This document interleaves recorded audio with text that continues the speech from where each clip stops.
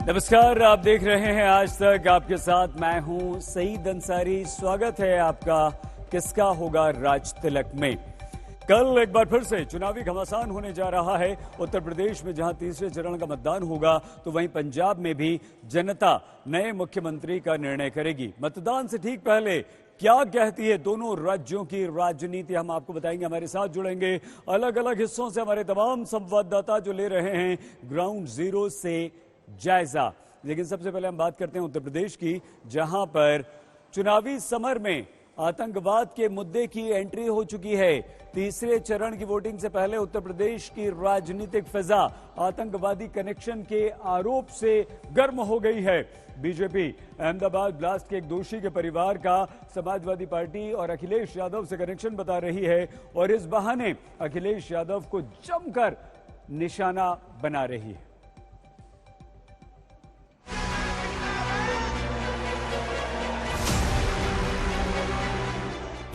क्या इस mister Samajwadi party नेता उस समय के मुख्यमंत्री अखिलेश यादव जी ने बिरयानी खाने के लिए बुलाया था, जिनका बेटा मास्टरमाइंड? कि अगर झूठ बोलने वाला कोई है तो बीजेपी वाले हैं, और बीजेपी वाले झूठ के अलावा कुछ नहीं बोलते। उत्तर प्रदेश के भी उसमें से कुछ आतंकी थे और उनमें से एक आतंकवादी का परिवार को समाजवादी पार्टी के राष्ट्रीय अध्यक्ष के साथ समाजवादी पार्टी को वोट मांगते हुए देखा है हमने। यूपी की चुनावी लड़ाई में ये आतंक वाला आघात है। निशाने पर समाजवादी पार्टी है और बीजेपी नेताओं के हमलों की बरसात है। बीजेपी का हर छोटा बड़ा नेता हर बयान में अहमदाबाद ब्लास्ट केस के फैसले का आजमगढ़ कनेक्शन बता रहा है और दहशतगर्दी वाले इस तार से अखिलेश यादव को निशाना बना रहा है। एक न्यायालय ने अहमदाबाद के सीरियल ब्लास्ट में 38 आतंकवादियों को सजा दी। उसमें से फांसी की सजा भी दी गई, आजीवन कारावास की सजा भी दी गई। और भाइयों बहनों, उत्तर प्रदेश के भी उसमें से कुछ आतंकी थे और उनमें से एक आतंकवादी का परिवार तो समाजवादी पार्टी के राष्ट्रीय अध्यक्ष के साथ समाजवादी पार्टी को वोट मांगते हुए देखा है हमने। साफ है कि यूपी चुनाव के तीसरे दौर के दंगल में जिन्ना, गन्ना और हिजाब के बाद अब आतंकवाद का मुद्दा भी छा गया है। अहमदाबाद सीरियल ब्लास्ट के फैसले से बीजेपी के हाथ नया हथियार मिल गया है। सपा नई हवा है, वही सपा है। सपा का हाथ साथ, यानी सपा का हाथ आतंकवादियों के साथ, ये एक बार फिर से साबित हो गया है। आखिर 2012 में जब समाजवादी पार्टी की सरकार बनी थी, उस समय समाजवादी पार्टी ने पहला काम कोई किया था तो दर्जन भर से अधिक आतंकवादियों के मुकदमों को वापस लेने का कार्य किया था। अब पूर्वांचल के पावर सेंटर आजमगढ़ के बहाने समाजवादी पार्टी पर नया हमला, नया वार है और पूरी बीजेपी आजमगढ़ के आतंकी तार के जरिए अखिलेश यादव को घेरने की तैयारी में है। जिन 49 लोगों के खिलाफ ये बात आई है, उनमें से जो एक मास्टरमाइंड की मैं अगर बात करूं, ऐसे हैं मोहम्मद सैफ, पुत्र शाबाद अहमद, मिस्टर समाजवादी पार्टी नेता। ये मिस्टर समाजवादी पार्टी नेता कौन है? अखिलेश जी की बोलतीन पर बंद क्यों है? ये जो चित्र मैं आपके सामने मिस्टर समाजवादी पार्टी नेता के रख रहा हूं, ये उस समय के समाजवादी पार्टी के मुख्यमंत्री यानी कि उत्तर प्रदेश के मुख्यमंत्री अखिलेश यादव जी। पीछे आप देख सकते हैं उत्तर प्रदेश सरकार का चिन्ह नजर आ रहा होगा। क्या इस मिस्टर समाजवादी पार्टी नेता को उस समय के मुख्यमंत्री अखिलेश यादव जी ने बिरयानी खाने के लिए बुलाया था? यूपी चुनाव के प्रचार युद्ध में दंगा, कब्रिस्तान, जिन्ना, पाकिस्तान, हिंदू मुसलमान जैसे शब्द पहले से तैर रहे हैं। अब आतंकवाद के मुद्दे पर यूपी में नई सियासी जंग छिड़ गई है। राजनीति करने का मतलब यह नहीं है कि हम राष्ट्र के प्रति जो हमारा कर्तव्य है उसे हम भूल जाएं, लेकिन समाजवादी पार्टी कुछ भी कर सकती है। उसे सत्ता के लिए अगर देश का सौदा भी करना पड़ेगा तो मैं समझता हूं जो आतंकवादियों से समझौता कर सकते हैं, जो आतंकवादियों के परिवारों का समर्थन ले सकते हैं, जो आतंकवादियों से मुकदमे वापस लेने का कुकृत्य कर सकते हैं, वह कुछ भी कर सकते हैं। इसलिए मैं प्रदेश की जनता को भी सावधान करना चाहता हूं कि ऐसे दलों के नेताओं से सावधान और सतर्क रहें। जिस प्रकार से समाजवादी पार्टी के आजमगढ़ के ब्लास्ट में जिनको मृत्यु दंड दिया गया है, उनके अखिलेश यादव से संबंध जो दिखे हैं, ये भी एक गंभीर विषय है। और आ गया है समय कि जिस प्रकार से वो जो आतंकी हैं उनको मृत्यु दंड दिया है, राजनीतिक दृष्टि से भी समाजवादी पार्टी को भी मृत्यु दंड दिया जाए। ये जो है 10 मार्च को जो रिजल्ट आएंगे वो उसका एक बहुत बड़ी मिसाल बनेगी। मुस्लिम बहुल क्षेत्र आजमगढ़ समाजवादी पार्टी का गढ़ है और खुद अखिलेश यहां से सांसद है। यही वजह है कि बीजेपी ने इसे मुद्दा बनाया तो लखीमपुर खीरी की रैली से अखिलेश यादव का भी जवाब आया। मैं ये कह रहा हूं पिछले कई दिनों से कि अगर झूठ बोलने वाला कोई है तो बीजेपी वाले हैं, और बीजेपी वाले झूठ के अलावा कुछ नहीं बोलते। आप अगर सरकार में आएंगे बुलडोजर आपका भी चलेगा क्या? सवाल ये है जिन्होंने किसानों की जान ली, क्या बुलडोजर वहाँ चलेगा कि नहीं चलेगा? और किसानों की हाय इतनी है कि इस बार पूरा सफाया होने जा रहा है। किसानों की आय तो बढ़ी नहीं, न दोगुनी हुई आय, हाय जरूर दोगुनी हो गई है। इस बार किसान इन्हें माफ नहीं करेगा, उत्तर प्रदेश से इन्हें साफ करेगा। यूपी में रविवार को चुनावों का तीसरा दौर है और तीसरे दौर की वोटिंग से पहले चुनावी फिजा में आतंकवाद का शोर घुल चुका है। बीजेपी के रुख से साफ है कि वो इसे बड़ा मुद्दा बनाने की तैयारी में, वहीं अखिलेश इन हमलों के अपने हिसाब से जवाब देने की तैयारी में। दिल्ली से हिमांशु मिश्रा के साथ आज तक ब्यूरो। तो कल तीसरे चरण की चुनावी तैयारियां तो आज तक में रही, लेकिन इस समय हमारे 3 संवाददाता हमारे साथ जुड़ चुके हैं। हमारे साथ चित्रा त्रिपाठी हैं रायबरेली से, अर्पिता आर्या जुड़ चुकी हैं इटावा से, और कुमार अभिषेक लखनऊ से हैं। चित्रा, रायबरेली में तो कांग्रेस को पहले ही झटका लग चुका है, क्या स्थिति है इस वक्त वहां पर?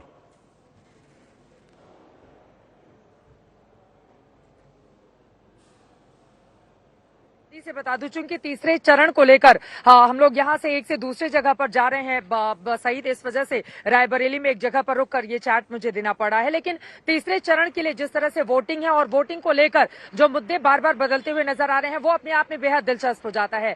खासतौर से अगर मैं बात करूं, जिस तरह से आतंकवादी कनेक्शन जोड़ने की कोशिश समाजवादी पार्टी से बीजेपी की ओर से लगातार की जा रही है, क्या इसमें बड़ी कामयाबी बीजेपी को मिलेगी? हालांकि अगर पहले 2017 की हम बात करें तो यादव बेल्ट में तीसरे चरण में वोटिंग है और बीजेपी ने कमाल का प्रदर्शन किया था, अपनी उम्मीदों से कहीं ज्यादा बेहतर प्रदर्शन किया था, और बुंदेलखंड के भी कुछ हिस्सों में वोटिंग है। और उसके बाद अगले चौथे चरण में 23 तारीख को भी वोट पड़ेंगे। चित्रकूट में 27 तारीख को मतदान होगा, वहां पर भी बीजेपी इस मुद्दे को प्रमुखता से उठाकर ले जाना चाहती है। लेकिन इसके साथ ही हमें यह भी नहीं भूलना चाहिए कि हाथरस, जहां पर कल विधानसभा के चुनाव होने हैं, बार बार अखिलेश यादव और विरोधी दलों की ओर से हाथरस के मुद्दे को उठाया जा रहा है। लखीमपुर खीरी में हालांकि 23 तारीख को चुनाव है, लेकिन लखीमपुर खीरी में मंत्री का बेटा जिस तरह से बाहर आया जमानत पर, उस मुद्दे को विरोधी दलों की ओर से उठाया जा रहा है। तो कई ऐसे मुद्दे हैं पहले और दूसरे चरण के बाद। देखिए, चरण दर चरण उत्तर प्रदेश चूंकि देश की सबसे ज्यादा विधानसभा सीटों वाला ये प्रदेश है, इसीलिए हर चरण के हिसाब से मुद्दे बदल जाते हैं। और इसी वजह से आतंकवादी कनेक्शन को लेकर बीजेपी जिस तरह से आगे बढ़ रही है, क्या वास्तव में वो उस तरह का माहौल इन तमाम यादव बेल्ट में, जहां पर कल विधानसभा के लिए मतदान होने हैं, और साथ ही बुंदेलखंड में उसका असर डाल पाएगी, या फिर यहां पर विरोधी बीजेपी के ऊपर बाजी मार ले जाएंगे, ये देखना महत्वपूर्ण रहेगा। लेकिन यकीनन आतंकवाद और अहमदाबाद ब्लास्ट मामले में जिस तरह का कनेक्शन बीजेपी की ओर से जोड़ने की कोशिश की जा रही है, इस मुद्दे को वो और ज्यादा तूल देगी जब तक कि 59 सीटों पर मतदान नहीं हो जाते हैं। सईद, बिल्कुल चित्रा, बने रहिए। और आएंगे अर्पिता और अभिषेक, हम आप दोनों के पास भी आएंगे, लेकिन उससे पहले बता दें कि देखिए, कल जो चुनाव होना है वो 59 विधानसभा सीटों पर होना है तीसरे चरण में, और ये सीटें इसलिए भी महत्वपूर्ण है क्योंकि बीजेपी ने पिछली बार यहां पर कमाल धमाल कर दिया था। अब 16 जिलों की इन 59 सीटों पर जो चुनाव होना है, क्या बीजेपी अपना पुराना प्रदर्शन दोहरा पाएगी या समाजवादी पार्टी कुछ यहां पर कमाल कर पाएगी? और मुकाबला कड़ा है क्योंकि ये यादव लैंड है, ये कहा जाता है कि यहां पर यादवों का वर्चस्व है। तो देखना ये होगा कि इन 44 सीटों पर जो कि सामान्य हैं और 15 सीटें जो हैं वो आरक्षित हैं, यानी कि रिजर्व्ड हैं, तो किस तरह से चुनावी ऊंट किस करवट बैठता है और कैसे जो दोनों पार्टियां हैं वो अपने अपने दांव चलती हैं। अब प्रत्याशी और उम्मीदवारों का अगर हम यहां पर आपको एक खाका दे दें तो देखिए, BJP, Samajwadi party, Bahujan Samaj party, अन्य कांग्रेस, सब, आम आदमी पार्टी भी यहां पर शामिल है। और ये जो दागी उम्मीदवार हैं ये उनके आंकड़े हैं। बीजेपी में 46% हिस्सेदारी, समाजवादी में 30 यानी कि 52% हिस्सेदारी, 2 दागी उम्मीदवार बहुजन समाज पार्टी की तरफ से 39% हिस्सेदारी है, आम आदमी पार्टी के 11 में 22% बनते हैं, तो कांग्रेस के 20 में 36% बनते हैं। तो यहां पर 52 समाजवादी पार्टी के सबसे ज्यादा हैं। अब अगर बात करें इस वक्त चुनावी मुद्दा क्या है, तो अहमदाबाद ब्लास्ट के दोषी के आजमगढ़ वाले कनेक्शन को लेकर बीजेपी समाजवादी पार्टी पर जमकर हमलावर है। योगी आदित्यनाथ, उत्तर प्रदेश के मुख्यमंत्री, लगातार अपने चुनाव प्रचार में ऐसे मुद्दा बना रहे हैं और इस बहाने समाजवादी पार्टी की नीति नीयत पर सवाल उठाते हुए अखिलेश यादव को कटघरे में खड़ा कर रहे हैं कि अखिलेश यादव का आतंकवादी के परिवार से क्या रिश्ता है। लगातार अपनी जनसभाओं में हैं, हम उनके साथ हैं इस वक्त। मुख्यमंत्री जी, जो अहमदाबाद ब्लास्ट का फैसला आया है उसके बाद कहा गया कि उसमें कुछ ऐसे भी लोग हैं जिनके संबंध निकले। देखिए, समाजवादी पार्टी पहले से ही बदनाम रही है। याद करिए, जब 2012 में समाजवादी पार्टी की सरकार प्रदेश में बनी थी, अखिलेश यादव जी उस समय मुख्यमंत्री बने थे और 2013 में उन्होंने दर्जनों उन लोगों के मुकदमे वापस लेने का कुत्सित प्रयास किया था जिनका संबंध आतंकी घटनाओं से था। अयोध्या में राम जन्मभूमि पर आतंकी हमला करने वाले आतंकी रहे हों, चाहे वह संकट मोचन मंदिर, वाराणसी, लखनऊ, अयोध्या और वाराणसी की कचहरियों पर हमला करने वाले, या फिर सीआरपीएफ कैंप रामपुर, गोरखपुर के सीरियल ब्लास्ट, कानपुर और बिजनौर के ब्लास्ट के लिए जिम्मेदार ये जितने भी आतंकी तत्व थे, इन सब के मुकदमों को वापस लेने का कुत्सित प्रयास समाजवादी पार्टी ने किया था। उस समय न्यायालय के हस्तक्षेप से, न्यायालय के द्वारा उस पूरी प्रक्रिया को स्टे करने के कारण समाजवादी पार्टी अपने मंसूबे में सफल नहीं हुई।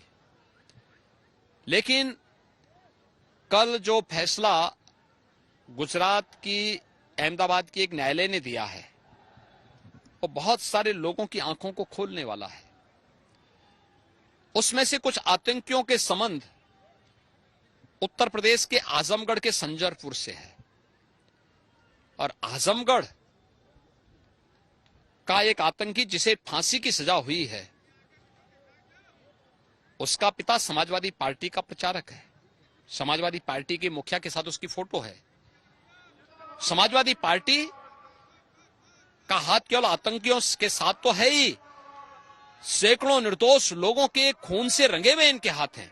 मुखर्जी जी, कैसा है चुनाव, क्योंकि अब आप लगातार चुनाव प्रचार में हैं? भारतीय जनता पार्टी प्रचंड बहुमत की सरकार बनाएगी। 80% सीटों पर भारतीय जनता पार्टी के प्रत्याशी विजयी होंगे। तो हमारे साथ थे मुख्यमंत्री योगी आदित्यनाथ, लगातार चुनाव सभाओं में हैं, लेकिन इस बार खास हमला समाजवादी पार्टी पर इसलिए क्योंकि कल जब अदालत का फैसला आया है अहमदाबाद कोर्ट का, तो एक तस्वीर सामने आई और उस तस्वीर के आधार पर बीजेपी और मुख्यमंत्री योगी आदित्यनाथ ने समाजवादी पार्टी और अखिलेश यादव को अपने निशाने पर लिया है। कुमार अभिषेक, सीतापुर, आज तक। कुमार अभिषेक हमारे संवाददाता उत्तर प्रदेश के मुख्यमंत्री योगी आदित्यनाथ से बात कर रहे थे। चित्रा, अर्पिता, कुमार अभिषेक तीनों हमारे साथ बने हुए हैं। अर्पिता इटावा में हैं, आए आपके पास। उससे पहले अभिषेक, अभिषेक, अब एक बहुत बड़ा मुद्दा आतंकवादी के परिवार से रिश्ता और उस पर किस तरह से योगी आदित्यनाथ, बीजेपी, अनुराग ठाकुर सभी लोग घेर रहे हैं। कैसे इस चुनाव को एक नया रंग इस मुद्दे ने दिया है अभिषेक?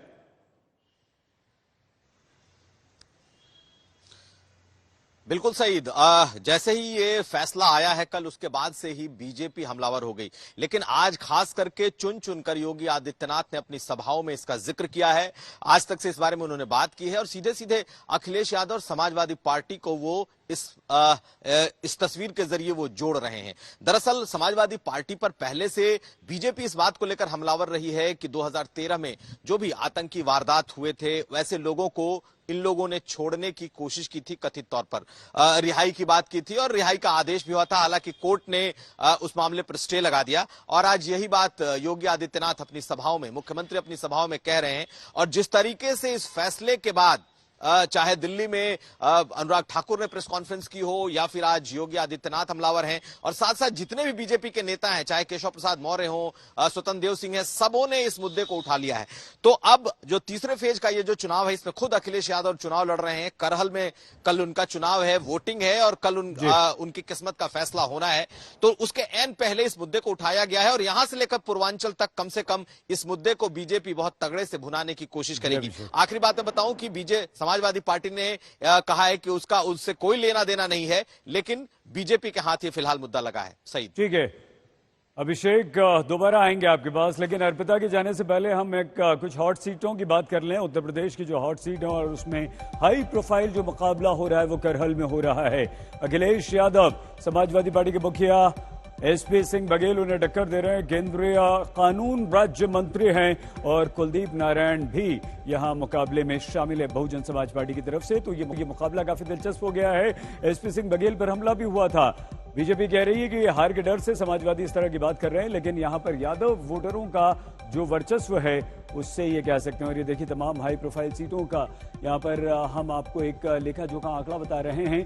करहल हम आपको बता ही रहे हैं, जहां से अखिलेश यादव उत्तर प्रदेश में एक बार फिर से अपनी सत्ता वापसी के लिए भरसक प्रयास करते हुए, और वो प्रयास उनका इसलिए भी क्योंकि अब उन्हें ऐसा लगता है कि उत्तर प्रदेश में योगी आदित्यनाथ के विरुद्ध वो खड़े हुए हैं। शिवपाल सिंह यादव जसवंत नगर सीट है दूसरी जो देख रहे हैं आप, और पिछली बार अखिलेश यादव से अलग हो गए थे चाचा, और उनके विरोध में विवेक शाह के बड़े नेता हैं। और तीसरे जो नेता आपको नजर आ रहे हैं वो भी हम आपको जल्दी से बता देते हैं, वो हैं बृजेंद्र प्रताप सिंह बीएसपी।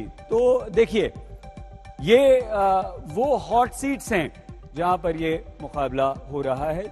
हम अब एक बार फिर से अगर आपको बताएं कि कल किस तरह से ये चुनावी मुकाबला और ज्यादा तेज होता जा रहा है, तो इटावा में मौजूद है हमारी संवाददाता अर्पिता आर्या। अर्पिता, ये इटावा यानी कि उत्तर प्रदेश की राजनीति में बहुत ज्यादा रसूख रखता है। 3 विधानसभा सीटों में जिनका जिक्र अभी हम चाचा शिवपाल का कर रहे थे, वो यहां से विधायक भी हैं, हालांकि 2 बीजेपी के कब्जे में हैं। इस बार आपको क्या वहां पर नजर आ रहा है? मुलायम का ये गढ़ रहा है, कैसी फिजा है, क्या कुछ आप देख पा रही हैं? बिल्कुल सही जी, देखिए राजनीति बयानबाजियां ये हमने तमाम दिखा ली, लेकिन कल जो दिन है वो जनता का दिन है। कल जनता निकलेगी मतदान करने के लिए। इस वक्त मैं जशवंत नगर पे मौजूद हूँ। शिवपाल यादव यहाँ से इस वक्त चुनावी ताल ठोक रहे हैं। आम जनता क्या कह रही है मुझसे बेहतर वो बता पाएंगे, इसलिए जल्दी से ले चलते हैं आपको। कुछ खास लोग यहाँ पर जो उपस्थित हो गए उनसे बात। आप पहली बार वोट कर रहे हैं? पहली बार वोट करेंगे और समाजवादी पार्टी का ही वोट देंगे हम, पहली बार वोट है हमारा। तो ये 1980 से जो चल रहा है वो वैसा ही बरकरार रहेगा? 1980 से यहाँ गढ़ रहा है तो ये गढ़ रहेगा? गढ़ रहेगा। यहाँ बीजेपी की 99% पोलों पर बस्ते भी नहीं लगेंगे। अच्छा, आप बताइए। जीत हार दूर की बात। जी, हम युवा हैं और हमारा सबसे बड़ा मुद्दा है बेरोजगारी। बेरोजगारी इतनी बढ़ चुकी, ना ही प्राइवेट जॉब है, ना वो जो गवर्नमेंट जॉब पहली बात तो निकल नहीं रही, जो भी निकलती है उसका ना ही तो एग्जाम होता है, एग्जाम हो तो वो भी लीक हो जाता है। तुम भी पहली बार वोट कर रहे हो? जी जी, समाजवादी पार्टी को ही वोट मिलेगा। क्या मुद्दे होंगे? जरूर सब मुद्दे होंगे, पर समाजवादी पार्टी मुद्दे अलग हैं, समाजवादी पार्टी एक तरफ है। अच्छा, ये देखिए कुछ व्यापारी भी हैं, मतलब आपका ये व्यापार लॉकडाउन देखा आपने, किस तरीके के हालात रहे भाई?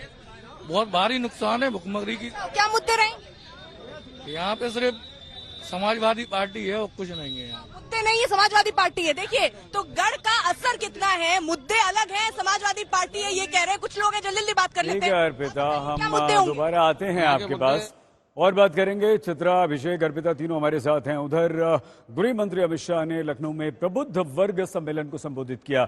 इस दौरान अमित शाह ने समाजवादी पार्टी पर तुष्टीकरण की राजनीति करने का आरोप लगाया और उत्तर प्रदेश में एक बार फिर से बीजेपी सरकार बनने की बात कही है।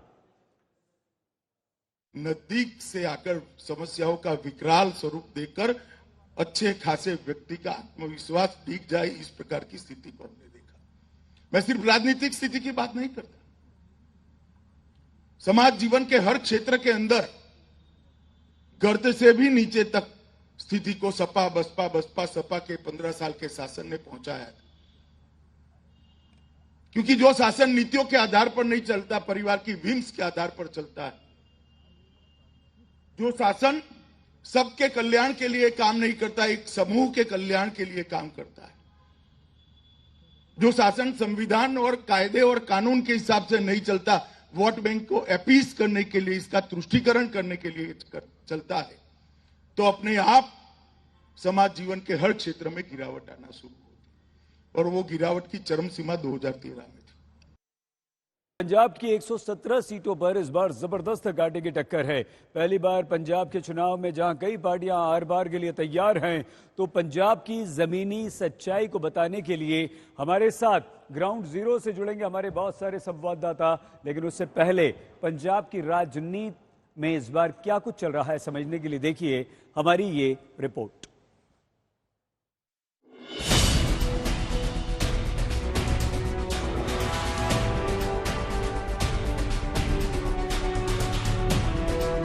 पांच राज्यों के चुनाव में सबसे जबरदस्त कांटे की जंग पंजाब की है, जहां देश के सबसे बड़े चेहरों ने पूरा जोर लगा दिया है।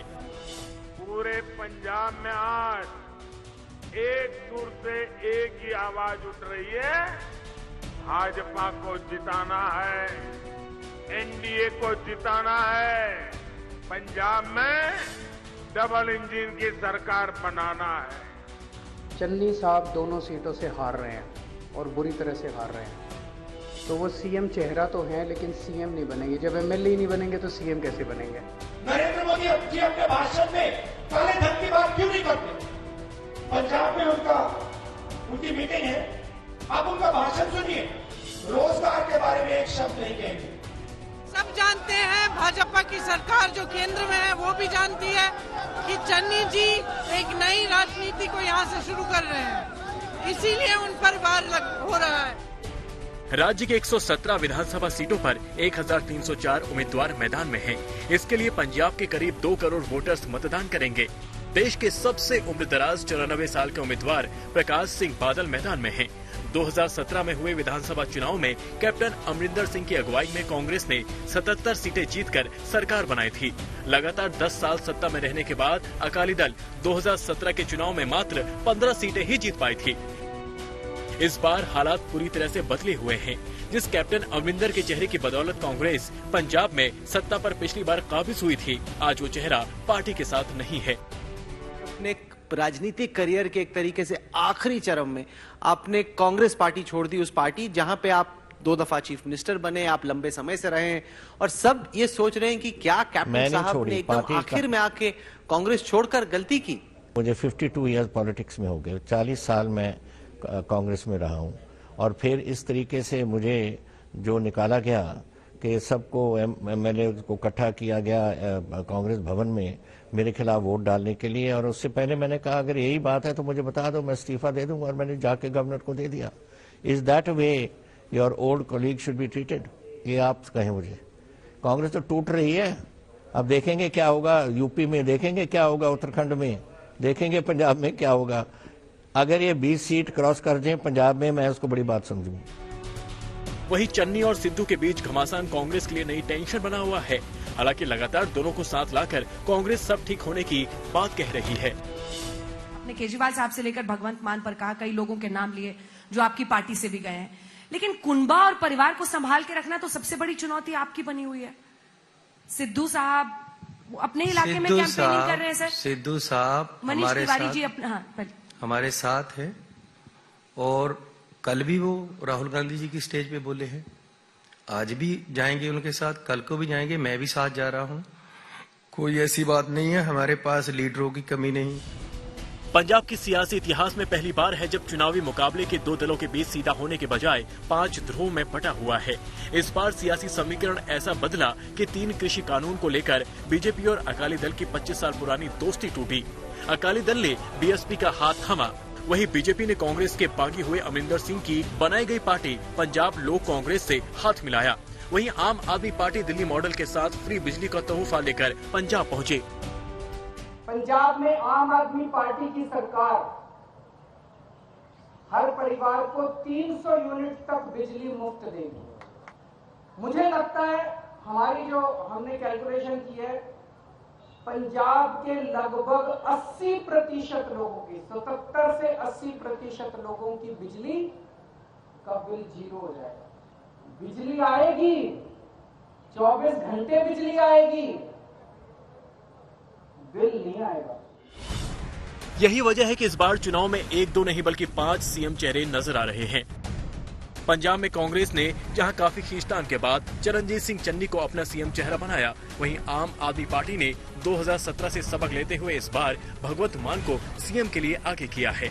अकाली दल बीएसपी गठबंधन ने सुखबीर सिंह बादल को सीएम चेहरा बनाया है। 22 किसान संगठनों का संयुक्त समाज मोर्चा बलवीर राजवाल के चेहरे पर चुनाव लड़ रहा है, जबकि बीजेपी गठबंधन ने भले ही चेहरे का ऐलान न किया हो, लेकिन यहाँ दौड़ में अमरिंदर सिंह आगे नजर आ रहे हैं। पंजाब की सियासत में इस बार दलित वोट बैंक हर पार्टी के टारगेट में है। कांग्रेस ने पार्टी में मचे घमासान के बाद चन्नी का चेहरा आगे करके दलित कार्ड खेला था। 1967 से पंजाब में कोई दलित सीएम नहीं बना, जबकि देश में सबसे ज्यादा दलित आबादी वाला राज्य पंजाब रहा है। पंजाब में 32% दलित मतदाता हैं, जिसके लिए राज्य के 117 विधानसभा सीटों में से 34 आरक्षित की गई हैं। पिछले चुनाव में 34 सुरक्षित सीटों में से 21 सीटों पर कांग्रेस ने जीत दर्ज की, जबकि अकाली दल को केवल 3 सीटों पर जीत मिली। इसके अलावा पंजाब में 38.49% सिख मतदाता, 19% जाट सिख और 10.57% हिंदू मतदाता हैं। पंजाब की सियासी लड़ाई अभी तक कांग्रेस और अकाली दल बीजेपी गठबंधन के बीच होती रही। इस तरह से पंजाब में कोई मुकाबला पिछले कई दशकों से पंजाब में चला रहा है। इन्हीं दोनों में से कोई न कोई पंजाब के सत्ता पर काबिज होते रहे हैं, लेकिन इस बार जंग में 5 दल आमने सामने हैं, जिनकी किस्मत का फैसला जनता को करना है। आज तक ब्यूरो।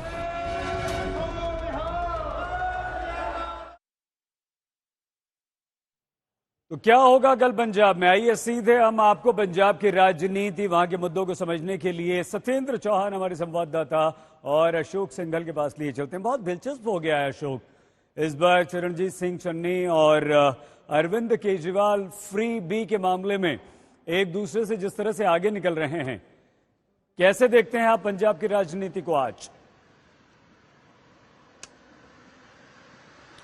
देखिए, इस बार काफी इंटरेस्टिंग है क्योंकि पहला दलित मुख्यमंत्री पंजाब का कांग्रेस ने दिया है और उन्हीं को फेस बना करके चुनाव में उतरी है। दूसरी तरफ अरविंद केजरीवाल ये कह रहे हैं कि एक मौका केजरीवाल, भगवंत मान को उन्होंने अपना मुख्यमंत्री पद का उम्मीदवार बनाया।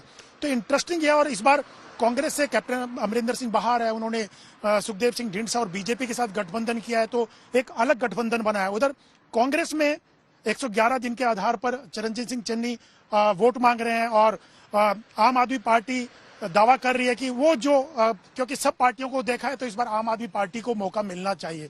तो अलग अलग ढंग से, क्योंकि अकाली दल का बीएसपी के साथ गठबंधन है, पिछली बार बीजेपी के साथ मिलकर उन्होंने चुनाव लड़ा था, तो अलग प्रकार के समीकरण इस बार पंजाब में दिखाई दे रहे हैं।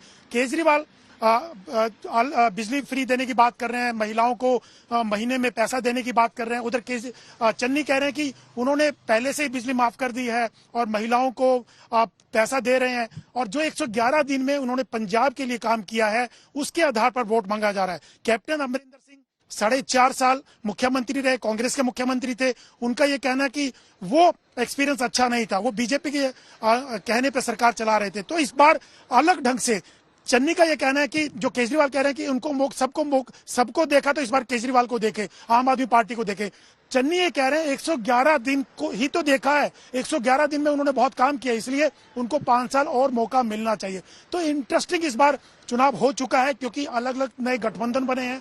कांग्रेस के गठबंधन जो मुख्यमंत्री थे वो अलग पाले में चले गए, जो बीजेपी अकाली के गठबंधन थे अकालियों ने बीएसपी के साथ किया। तो इस बार मुद्दे अलग अलग ढंग से चलाए जा रहे हैं और लोग देख रहे हैं, कसौटी पे कस रहे हैं सब लोगों को कि कौन पंजाब की बेहतरी कर सकता है, किसको मौका दिया जाना चाहिए। हालांकि दावे अलग अलग किए जा रहे हैं, अलग अलग सर्वेज आ रहे हैं, लेकिन कांग्रेस अलग ढंग से इस बार मुख्यमंत्री का चेहरा लेकर के, दलित चेहरा लेकर के आई, ताकि एक दलित वोट बैंक में घुसपैठ की जाए, एक पेनिट्रेट किया जाए। अलग ढंग से चुनाव देखा जा रहा है इस बार। बिल्कुल अशोक। सत्येंद्र, आप पंजाब की राजनीति को बहुत अच्छी तरह से जानते हैं, समझते हैं, लगातार वहां से रिपोर्टिंग करते हैं। क्या इस बार सीधे सीधे आपको आम आदमी पार्टी या कांग्रेस में मुकाबला दिखाई दे रहा है, या इस बार कुछ दिलचस्प होने वाला है, हंग होने वाला है? कैसे देखते हैं आप? देखिए सईद, पंजाब के बारे में अगर बात करें तो मैं पिछले ये चौथा चुनाव पंजाब का कवर कर रहा हूं, लेकिन पहली बार ऐसा हो रहा है कि आम जनमानस को तो छोड़िए, जो राजनीतिक पंडित हैं वो भी नहीं समझ पा रहे हैं कि दरअसल ये राजनीतिक ऊंट अब किस करवट बैठेगा। देखिए, अगर इतिहास उठाकर देखें तो ये पहला ऐसा चुनाव होगा जिसमें परंपरागत कैप्टन अमरिंदर सिंह, जो कांग्रेस का चेहरा होते थे, वो कांग्रेस के खिलाफ बोल रहे हैं। पहली बार ऐसा हो रहा है कि भारतीय जनता पार्टी और अकाली दल, जो एक सहयोगी होते थे, एक दूसरे के पूरक होते थे, वो एक दूसरे के खिलाफ लड़ रहे हैं। पहली बार ऐसा हो रहा है कि पंजाब की सबसे बड़ी मतदाता, जिसे किसान कहा जाता है, वो खुद अपने दम पर चुनाव लड़ रहे हैं। पहली बार ऐसा हुआ है कि किसान आंदोलन से पंजाब के चुनावी राजनीतिक माहौल की शुरुआत हुई थी, लेकिन बाद में दलित कार्ड पर आ गया। दलित कार्ड के बाद जैसे जैसे चुनाव नजदीक आए, कहीं ना कहीं इस चुनावी रण ने धार्मिक माहौल भी पकड़ा गया। राष्ट्रवाद की बात भी यहां पर आई, खासकर जिसके बारे में यह कहा जा रहा था कि अरविंद केजरीवाल पंजाब की दौड़ में काफी मजबूती के साथ टिके हुए हैं, उनको भी उनके ही सहयोगियों ने घेरने की कोशिश की और दांवपेच इस कदर लगे हैं कि फिलहाल किसी के भी ये समझ में नहीं आ रहा है कि दरअसल पंजाब के लोग चाहते क्या हैं, क्योंकि किसान खुद चुनाव लड़ रहे हैं। दलितों की बात करें तो दलितों की सबसे बड़ी पार्टी बहुजन समाजवादी पार्टी को कहा जाता है, वो अकाली दल के साथ गठबंधन में लड़ रही है। चरणजीत सिंह चन्नी के बारे में बात करें तो वो खुद एक दलित चेहरा हैं और दलित मुख्यमंत्री फिलहाल बने हुए हैं। तो दूसरी तरफ अरविंद केजरीवाल और प्रधानमंत्री मोदी की बात करें तो यहां पर ये समीकरण लगाए जा रहे हैं कि जब से भारतीय जनता पार्टी ने चुनाव प्रचार प्रसार। ठीक है सत्येंद्र, आगे और आएंगे आपके पास। तो पंजाब में चुनाव से ठीक पहले खालिस्तान की राजनीतिक एंट्री भी हो गई, जिस पर आर पार का युद्ध जारी है। अरविंद केजरीवाल पर आरोप लगाने वाले उनके पुराने सहयोगी और कवि कुमार विश्वास को आज Y+ लेवल की सिक्योरिटी मिल गई।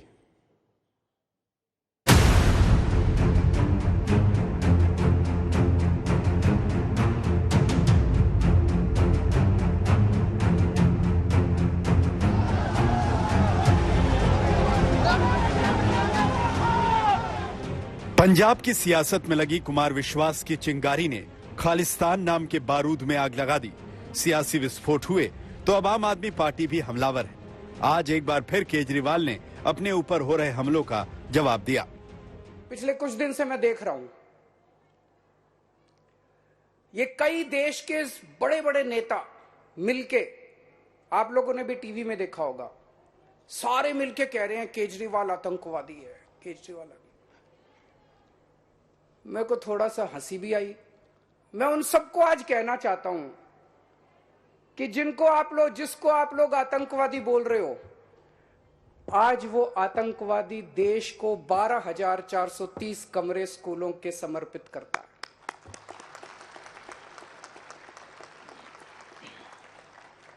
आज वो आतंकवादी ऐसे स्कूल बना रहा है जिसमें एक ही डेस्क पे बैठ के गरीबों के और अमीरों के बच्चे पढ़ रहे हैं। आज वो आतंकवादी भगत सिंह और बाबा साहब अंबेडकर के सपने पूरे कर रहा है। नेताओं को सबसे बड़ा डर और किसी चीज से नहीं लगता, स्कूलों से लगता है। क्यों लगता है? अगर शानदार स्कूल बन गए, अच्छे स्कूल बन गए, तो नेताओं को जात पात और धर्म के नाम पे वोट मिलने बंद हो जाएंगे। हमारे इन स्कूलों के अंदर हमारे ऐसे बच्चे, देशभक्त, कट्टर देशभक्त बच्चे तैयार होंगे। ये हम स्कूल नहीं बना रहे, ये हम देशभक्त बनाने की फैक्ट्रियां बना रहे हैं। यहां से देशभक्त बन के निकलेंगे। और जब ये आज सोच के देखो 5 से 10 साल के बाद जब ये बच्चे बाहर निकलेंगे, ये बच्चे किस आधार पे वोट देंगे? ये धर्म और जात के आधार पे वोट नहीं देंगे, ये देश के विकास के नाम पे वोट दिया करेंगे। पंजाब चुनाव के आखिरी वक्त में खालिस्तान की एंट्री हुई तो बाकी पार्टियों ने मुद्दों को हाथों हाथ लिया। पीएम मोदी से लेकर राहुल प्रियंका तक ने अरविंद केजरीवाल पर सवालिया निशान लगाए।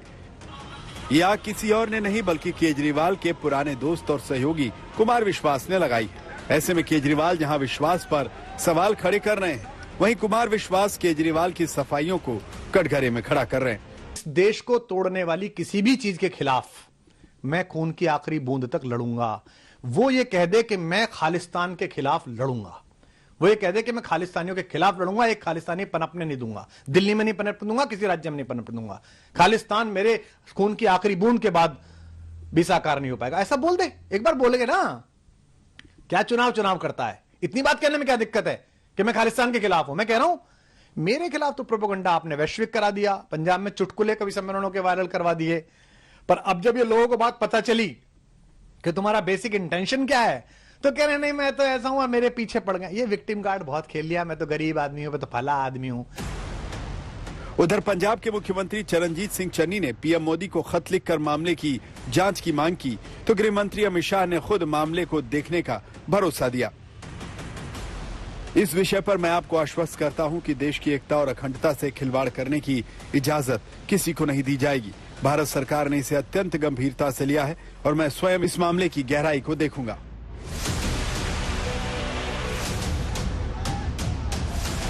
दिल्ली में कांग्रेस कार्यकर्ताओं ने भी सीएम आवास का घेराव किया, जहां जमकर प्रदर्शन हुआ। इस दौरान सुरक्षा बलों के साथ कार्यकर्ताओं की झड़प भी हुई। आज तक ब्यूरो।